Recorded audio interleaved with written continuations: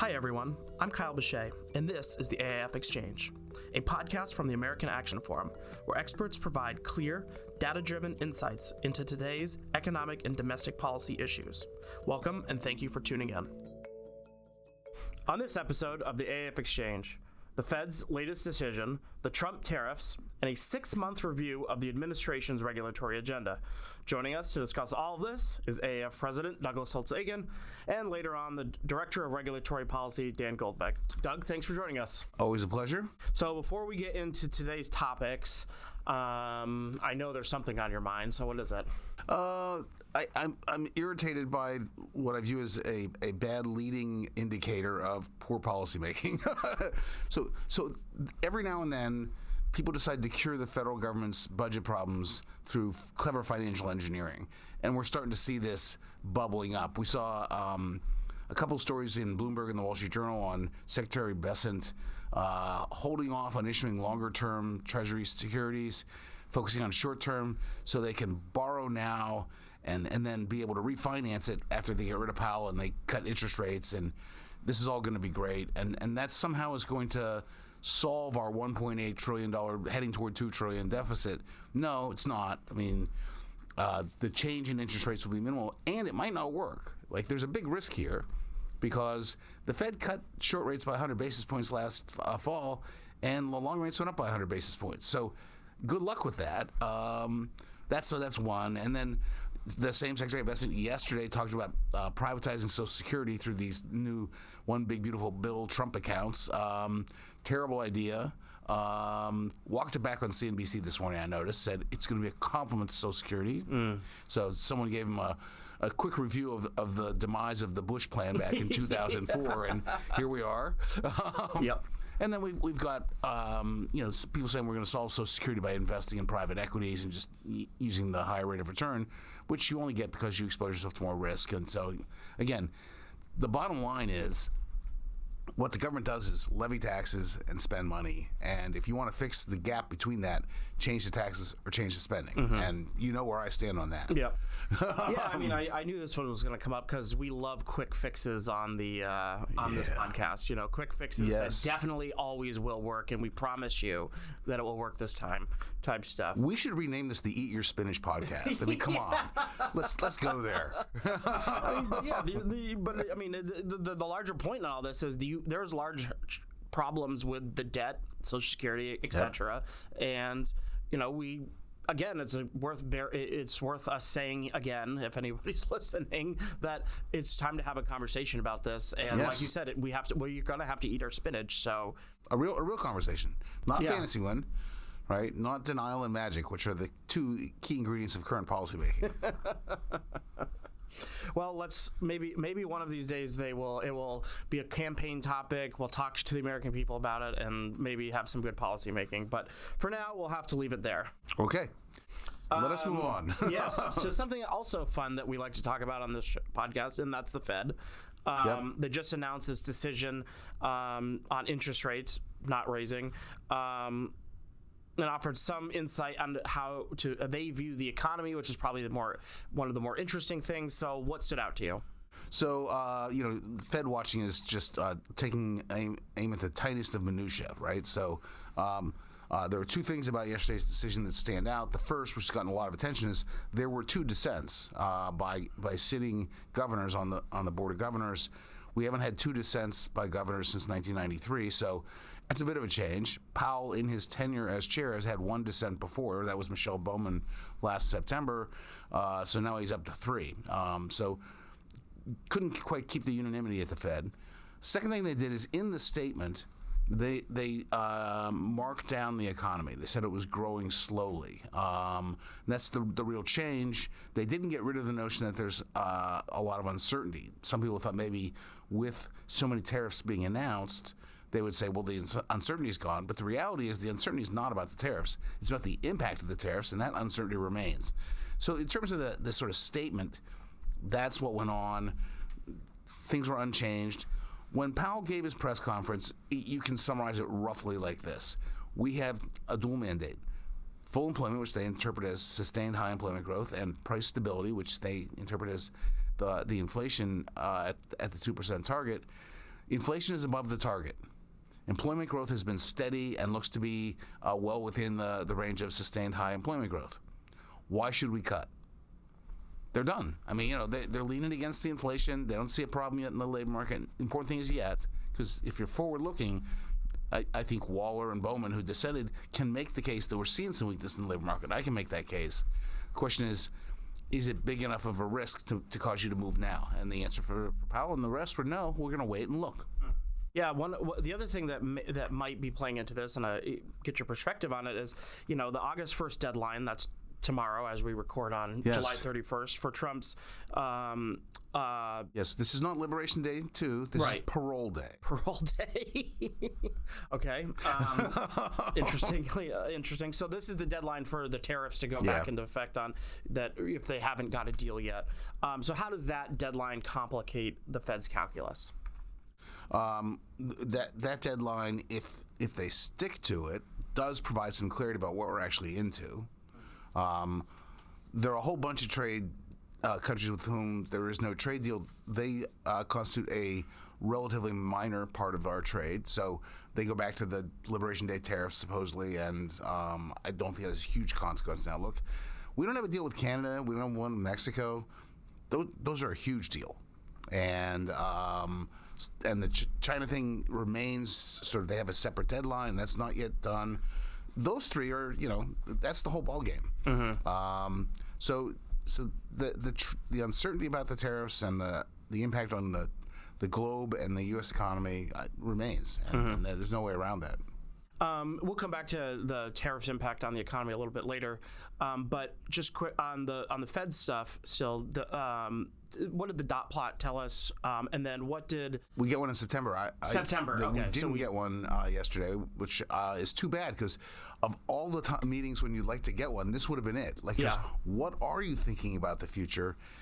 That's more interesting than what did you do yesterday? Mm-hmm. Interesting. Yeah, that would have been nice to. And I assume we have these two dissenters with very different dot plots than the rest, right? Mm-hmm. Yeah. So And then in his conference yesterday, he did talk about future rate cuts. What did he give us? Did you see any insight about when, they might be doing for the rest of the year? So here's where I'm going to fail you, as I fail on a regular basis. So I listened to the news conference and I heard them ask the question, but does this mean you're locked in for a September cut? And it's like, no, we never prejudge. Said the usual things about retaining retaining their optionality on what they're going to do. All the usual words. Markets reacted as if it was an incredibly hawkish press conference. The probability of a September rate cut dropped from 60% to under 50% in the trading, and so they heard something more hawkish than I heard, because I didn't hear that. I heard a pretty neutral, this will be decided in the future statement, which is what they always say. Yeah. So I missed it. Yeah, I'm no market analyst, but maybe the hawkishness was around the two dissenters and that they're moving towards this. Maybe. But, but if you were if Doug Holtz-Eakin was a member of the Board of Governors, what would you do? I wouldn't cut. In September or on? My take on it is that inflation has more upside than downside risk at this point. We got the PCE report this morning, and year over year, both core and top line inflation are up, not down. We're not moving back toward 2. So you have to put a fairly heavy weight on that. Tomorrow we get the employment report. That's a crucial employment report because the last one, as you and I have discussed, I thought was a weak report in disguise. We saw only the health industry really adding any jobs. Everyone else is dead in the water.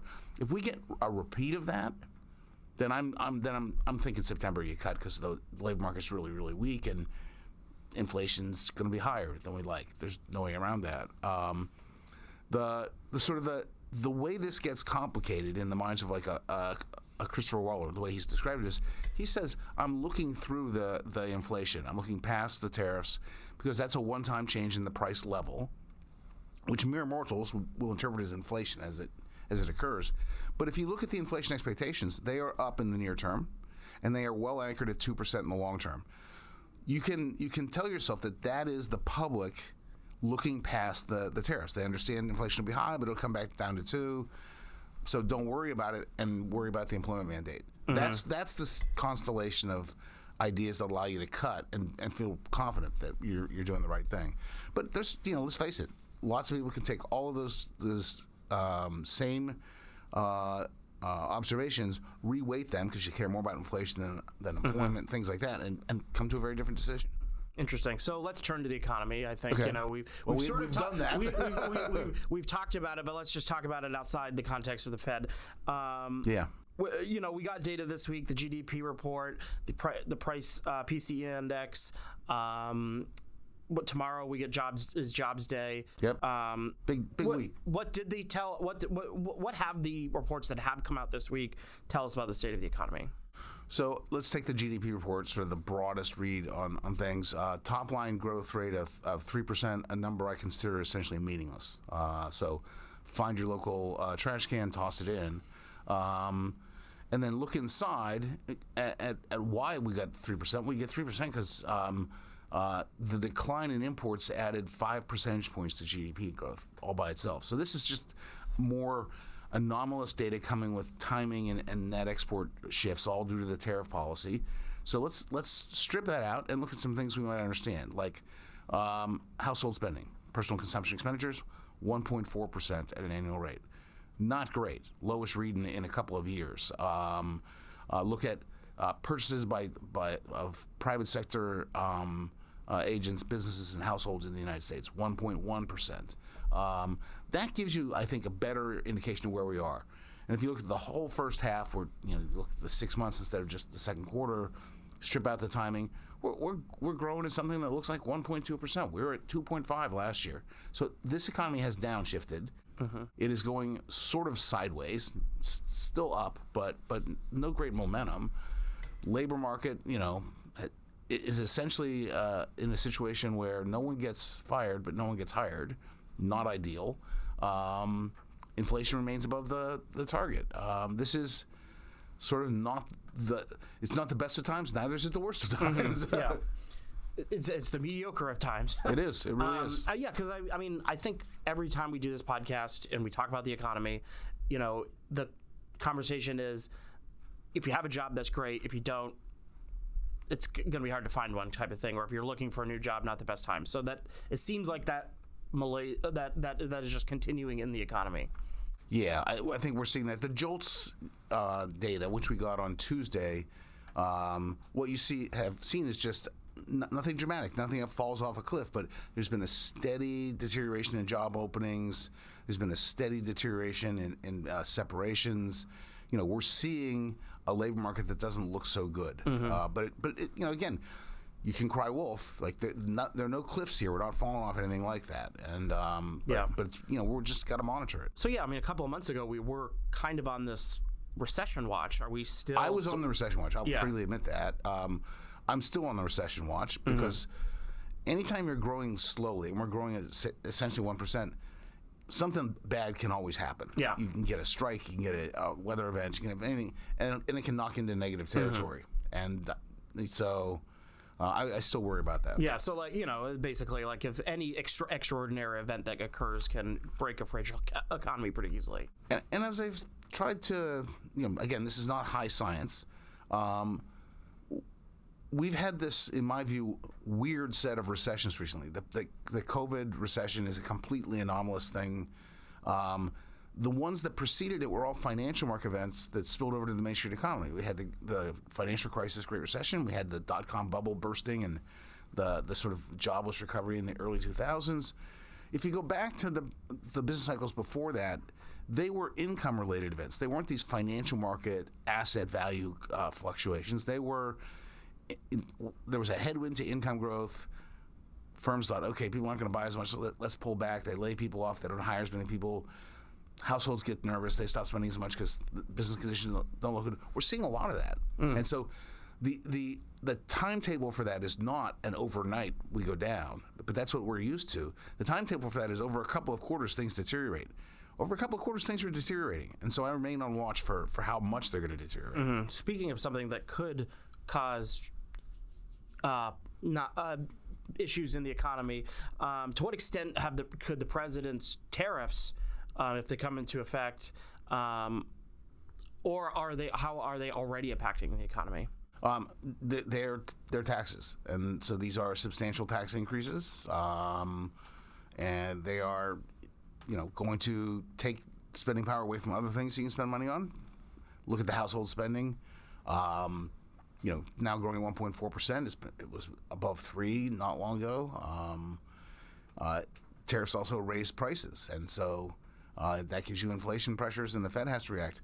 Again, look at the PC inflation data. Where would you expect to see the tariffs show up? Goods prices. Goods price inflation is over 5% in those data. I mean, yeah, the tariffs are having an impact, and they will continue to have an impact. We're just going to see more tariffs starting tomorrow, presumably, and that will have an impact. Interesting. How long do you think companies can just absorb the cost themselves before it starts really showing up in some of these other sectors? I think, number one, the psychology is always around the deadline. So you hold your fire until you see what the deal's going to be. So if tomorrow's really the deal, companies are going to go, okay, here's what we have to do going forward to make money. And that's going to mean passing some of these increases along. And then there are going to be two litmus tests in the American economy. One is going to be back to school shopping, the other is going to be holiday shopping. And if those go poorly, hang on. Yeah, interesting. Well, we'll have to keep watching for all of that. But I'm going to make you do a trivia question now before I let you go. Probability the Red Sox make the playoffs 0. Well, you'd be wrong because the StatCast has it at 43% as of today. Oh, please. All right, so your trivia question is, as of 2023, what share of the total U.S. supply of fresh tomatoes came from Mexico? 43%. It's 3/5, more than 3/5. 60%? Whoa. Yep. Whoa. So Jacob just wrote a great tomato tariffs piece There is on a this. great. I somehow missed that number in it, but I was sort of stunned at that we've had a 2-decade-long tomato war with the Mexicans. I was unaware.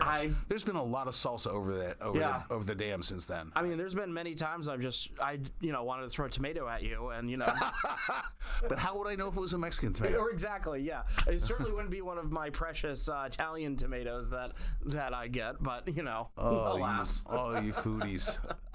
We're done here. All right. I knew that would get you storming out of here. So thanks, Doug, for joining us. Thank you. Dan, welcome back. Hey, thanks for having me. It's been a little while. Yeah, a little bit. But you've been busy. You've been tracking the last 6 months of regulations from the Trump administration. Hasn't been front of the news, but still pretty important. And some things are happening. So let's talk about that today. Sure. So I did a review of the Trump administration's first 6 months back in power. Between the rulemakings that they've put out and the rules that they rolled back using the CRA, the Congressional Review Act, they've come up to about $86 billion in savings and a little over 50 million hours of paperwork rolled back. But the interesting thing is that most of it's just in one rule. And if you actually look a little bit under the hood, it turns out there's actually net increases on certain aspects of it. So it's kind of a mixed review outside of this one major rule. Interesting. So what was that one major rule then? So it's a Department of Treasury rule on beneficial ownership reports. It was actually a pretty major rule implemented under Biden, and then they were able to roll back most of it. Basically, only foreign entities now have to report this information, and so that rolled back about 99% of the rule. So pretty massive rollback. It was, I think, about $83 billion in savings total. That is what I came up with, and so obviously that accounts for the vast amount of that 6-month total so far. But again, it's kind of a mixed record otherwise. Interesting. What about future stuff? I mean, they're planning more deregulatory or regulatory actions. What do you see coming down the pipeline? Sure. So the one aspect I did see is in terms of proposed rules. So rules that they're planning on doing, or they have, the baseline level of it so far. And if you add up those for these first 6 months, it comes out to about $6 billion in projected savings, assuming the rule stays the same throughout the entire process, of course. And so you're going to see, that you had just this week, the really big EPA rule that rolls back, or wants to roll back at least, the endangerment finding that is the underlying authority for basically all climate rules, as well as rolling back the recent Biden-era vehicle emission standards. So both of those are going to be big deals. It's kind of interesting that they pile it all into one rule. It's going to have plenty of legal scrutiny. It's going to take a while, I think, for it all to get sort of hashed out. So remains to be seen, but it's a pretty big deal. Yeah. Is there? Do we know sort of like how big? I mean, how big of a deal that will be at this point? I mean, the endangerment finding is the basis for a lot of different rulemaking that they've done in EPA and other agencies. Yeah, our colleague Shu-Ting has done some work on the endangerment finding, and it's it'll sort of depend upon exactly when it hits and everything, but it's essentially the underlying authority that the EPA uses now to regulate greenhouse gases. And so if you go through the process and everything and it comes out that you have no more endangerment finding, then that severely limits that the EPA's ability to do that. And so you look at some of the biggest rules over the past couple decades here, you're not going to have many of those going forward. And then also the other aspect of this is, speaking of major EPA rules, it rolls back these EPA vehicle emission standards that, as we've seen in the past years, the latest Biden one was $870 billion in costs that would get rolled back under this rule. And so you'd have, I'm still looking through the analysis here to see what number makes the most sense, but it's something on that scale in terms of a rollback, in terms of economic effect, at least in this instance. Interesting.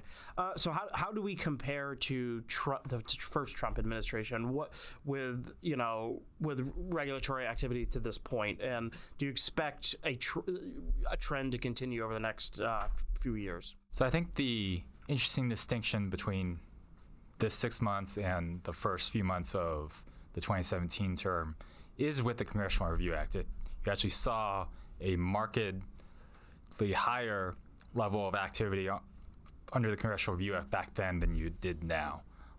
You had, technically you had more rules rolled back this time around, but you had about $1 billion less in purported savings and then a substantially lower amount of paperwork rolled back with this. So I think that was kind of the more surprising instance here because, again, the CRA allows, with Congress sharing the same party and everything, you immediately roll back any series of rules just based on a majority vote in both chambers of Congress and then the president's signature, of course. And so it provides the most immediate way to repeal and rescind certain regulations from a prior administration. And it's kind of surprising that the Congress and the administration here didn't make that more of a priority. I thought definitely going in that they would. Yeah. And so they come out a little bit behind their pace from 2017, and I think that's part of why you're seeing. Was there fewer rules for them to deal with? Was there fewer floor time? It's tough to say. It's one of those things where I think you had plenty of issues with nominations for this administration. You had the whole reconciliation bill business that ate up a lot of attention and floor time, and so I think that there's probably some logistical aspects of it, but I feel like it's the sort of thing where if they wanted to make it more a priority, they could have, and it's just interesting that they didn't. Interesting. Well, I'm sure we'll have a lot more to talk about throughout especially once the endangerment finding stuff as it works its way through. I think it's supposed to actually hit the books tomorrow, so interesting. So we'll have plenty to deal with it, and we'll be tracking to go forward. Your Friday is going to be real fun. Yeah.